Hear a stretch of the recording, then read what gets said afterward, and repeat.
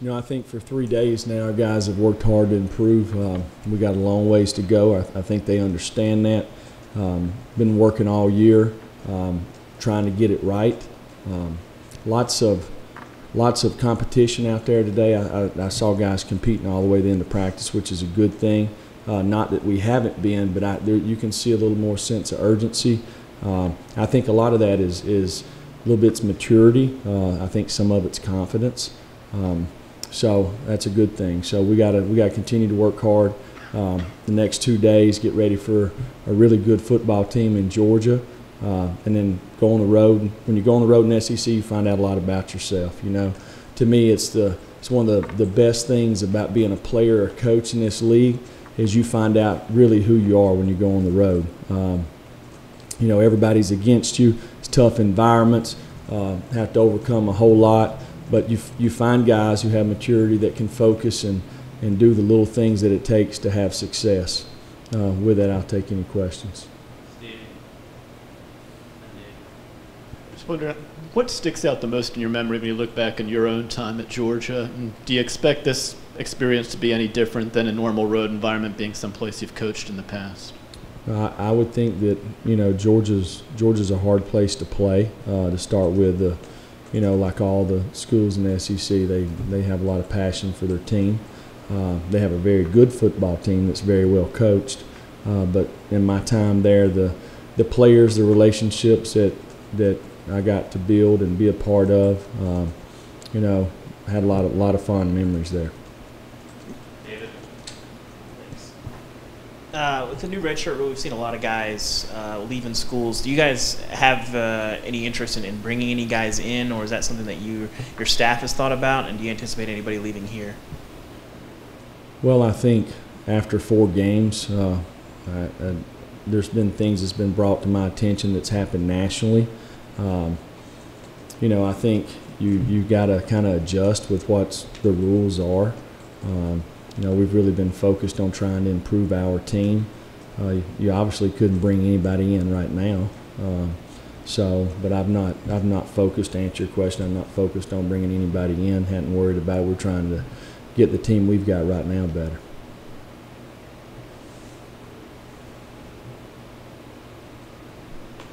Steve. Austin. I had asked you about going back to Georgia, and obviously last week you had a situation where y'all's staff had guys who coached at Florida before, Florida had guys who just coached here before. Is it a different situation when you do that, or is this kind of the way it is in the SEC with so many people? Obviously you've coached at a bunch of places in the SEC, and so many other people seem to go from SEC place to SEC place. Is it a situation where it is different, or do you just encounter this a few times a year because of all the movement in the conference? Yeah, I think if you work on staffs that have success, excuse me, that have success, guys on those staffs get an opportunity to you know, move on and kind of get promoted. So I've been fortunate to do that. So a lot of the guys that I've worked with have become head coaches or have become coordinators. So you know, we know lots of guys on all the staffs really, but particularly Georgia, you know, working with Kirby for 6 years. You know, when he was the defensive coordinator, you know, I really kind of, one of the things I did was I assisted him. I wasn't an on-the-field coach yet, so, you know, we spent a lot of hours together. You got Glenn Schumann there that was a grad assistant when we were there. Dan Lanning was at Alabama, and I was there for a little bit with him. So there's lots of guys there. And then you got the guys that are still there from Georgia that worked in administration and all around the building. So, you know, there's probably no secret to why they're having success. They're committed to what they're trying to get done. They've done a really good job. Kirby's got a vision, and they've worked hard to get there. Austin, Jesse, Wes. Coach, can you talk about what K'Ron Calvert's brought the last couple of weeks in practice, and do you feel like he's getting into more of a game-type shape? And do you feel like, you know, any injuries this week will play a part in this game? No, I don't think from an injury standpoint any will affect us. You know, K'Ron You know, he's a very unique individual. I think he's had 3 ACLs, 2 before he got here. You know, so he's not played a lot of ball. He's a big man that can bend, has power. You know, he was even contemplating when we first got here about maybe not playing anymore. You know, he was that frustrated. But he's worked really hard. He's lost weight, got into shape. And I see the guy working every single day to improve as a player. And he's only going to get better. He's finally got an opportunity where he can go practice, and you see it every day. How different is he at guard versus tackle? He's an inside guy. He needs to play inside. Jesse, You kind of updated JG's status on Monday, but what have you seen from him through the 3 practices this week and kind of his status going into the weekend? Talking about JJ? JG. JG. Hey, he's been out there every day. You know, Jarrett's a tough guy. You know, so that's not surprising to me. But he'll be ready to go. Weston, David.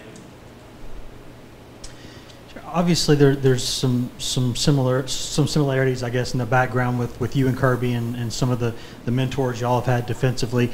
With what they do now and what y'all do now, how many similarities are there? Is it the same, or are there some big differences?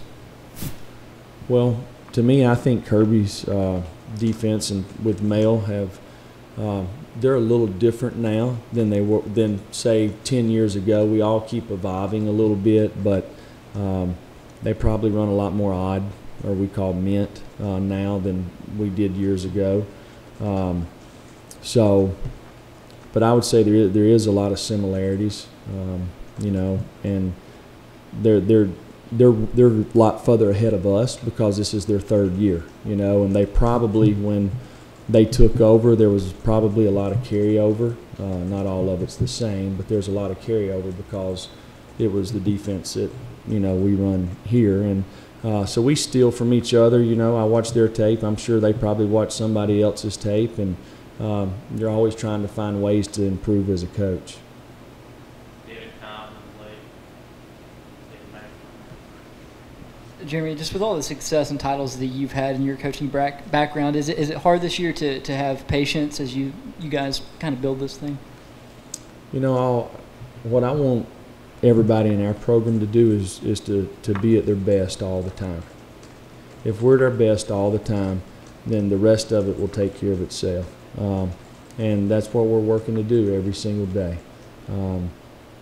So I know where we want to go. I know where our players want to go. But you don't get what you want, you get what you earn. So we've got to continue to do that. Blake. I guess schematics aside, do you see some similarities between coaching styles between you and Kirby, given the fact that you worked with him for so long? Do you feel like your styles of coaching are similar? No. Well, I would say probably in, you know, both of us worked in the same system. When you talk about schematically, probably beliefs, how you go about structuring things. I've not worked with him in several years, but I know from a baseline, we're probably very similar. I watched them on defense, and you know they play tough, they're physical, fly around to the football. They recruit the type of players that you're looking for, big, fast men that can deny the ball, put pressure on the quarterback. So they're doing a really good job. Coach, I know JJ showed up and needed to get in better shape. Where have you seen things progress the few weeks he's been on campus for him on the field?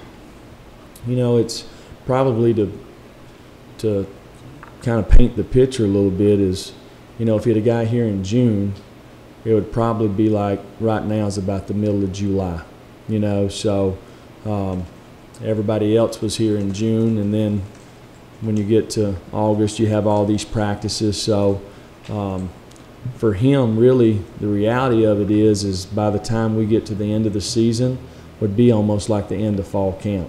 But we don't have football every day like you do in fall camp. We're not practicing 3s and 4s. You know, we're practicing 1s and 2s and getting ready for ball games. So right now he's competing on the scout team, doing a really good job. His body is changing, which is important. So, I mean, he's doing a good job for us, and he's getting better every day. Coach back here. How would you evaluate Jarrett's ability to identify different looks that defensive fronts are giving and check out of plays when necessary? And then how much freedom is he given to do that? Well, I think probably one of the most important things is you want to stay out of bad plays. You know, but when you talk about the quarterback being able to do that, you know, sometimes you can change the play, or you can kind of run a combo run, or you can run a run pass. You know, hey, we're gonna run it unless it's this look, then we're gonna throw it. But when you start doing that type stuff, then the rest of the guys have got to think pretty fast to snap the ball. I don't think Jared has any problem doing that, but sometimes, you know, everybody can. If everybody can't do it, it puts limitations on what he can do. Jeremy, how did Keller Chris kind of handle the situation of knowing that Jarrett was going to be the guy after fall camp, and how have you seen him progress and sort of keep himself ready the past few weeks? You know, we really hadn't talked about who the guy is. You know, I mean, we've played both guys. I know going into the first game, we had a plan and we executed the plan, and then we had a plan the next couple of games, you know. So we'll have a plan for this game. And we're going to try to play the players that we feel like give us the best opportunity to have success. And we'll make decisions on that each week. How would you evaluate Kyle Phillips so far? And when you talk about leaders, is he one of the guys that has stepped up into that role?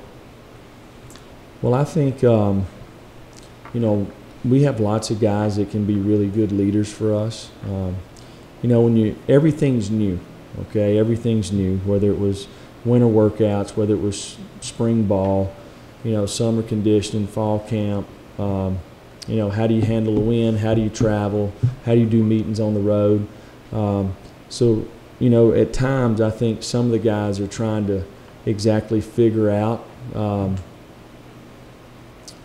you know, exactly what we would want them to do. And, you know, to me, about being a leader, you know, we're trying to encourage it, but it's not about what we want. They've got to kind of be themselves. Does that make sense? So it's still a little bit of a fill-out process, but we got a lot of guys that are working hard, that are trying to do the right thing. And I think the best way a lot of these guys can lead right now is lead by example. Just be your best every day. And I think Kyle's one of these guys who tries to do that. Last question, Patrick. Jeremy, kind of following up on Keller, I guess. What did you think of how he played when he got in the game against Florida, and what's your confidence level in what he can do if he's called upon? Well, you know, it didn't matter who played quarterback against Florida. You know, first of all, we're behind in the game because we put ourselves in a hole by turning the football over. Secondly, we didn't protect very well, which wasn't just the O-line. There's more to it than that. So when you put yourself in a tough situation like that, it's hard to have success. It takes everybody. One guy can't do it. I haven't seen Jarrett, I hadn't seen Keller, or a lot of the guys in our program, I haven't seen them change. I see guys that continue to work as hard as they can to be the best that they can possibly be, which excites me.